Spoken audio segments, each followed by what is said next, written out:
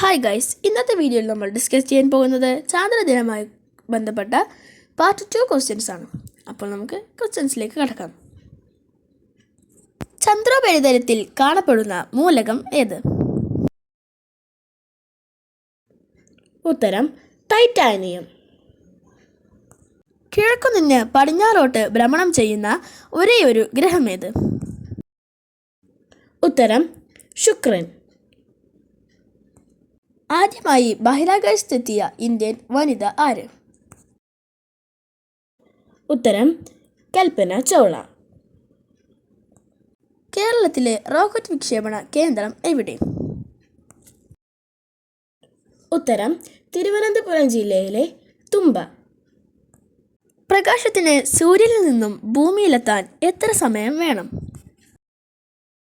ഉത്തരം 8 മിനിറ്റും 20 സെക്കൻഡും. ഇന്ത്യയുടെ ആദ്യത്തെ കൃത്രിമ ഉപഗ്രഹം ഏത്? ഉത്തരം ആര്യഭട്ട. സ്വയം പ്രകാശിക്കുന്ന ഗോളങ്ങളെ വിളിക്കുന്ന പേരെന്ത്? ഉത്തരം നക്ഷത്രങ്ങൾ. ചന്ദ്രന്റെ പേരിലുള്ള ദിവസം ഏത്? ഉത്തരം തിങ്കൾ.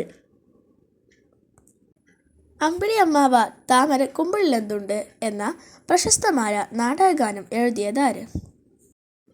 ഉത്തരം ONV കുറുപ്പ്. ഇന്ത്യയുടെ ചാന്ദ്രദൗത്യം ഏത്? ഉത്തരം ചാന്ദ്രയാൻ. ഏറ്റവും ചെറിയ ഗ്രഹം ഏത്? ഉത്തരം ബുധൻ. മനുഷ്യൻ ആദ്യമായി ചന്ദ്രനിൽ ഇറങ്ങിയ വർഷം ഏത്? ഉത്തരം 1969 ജൂലൈ 21. താഴെ കൊടുത്ത കടങ്കഥയുടെ ഉത്തരമെന്ത്? നിലയില്ലാ കായലിൽ തുഴയില്ലാതോടുന്ന കൊച്ചുതോണി. ഉത്തരം ചന്ദ്രകല. 1969 ജൂലൈ 21 മനുഷ്യനെ ചന്ദ്രനിൽ എത്തിച്ച ദൗത്യം ഏത്? ഉത്തരം അപ്പോളോ 11. അമാവാസിക്ക് പറയുന്ന മറ്റൊരു പേരെന്ത്? ഉത്തരം കറുത്ത വാവ്.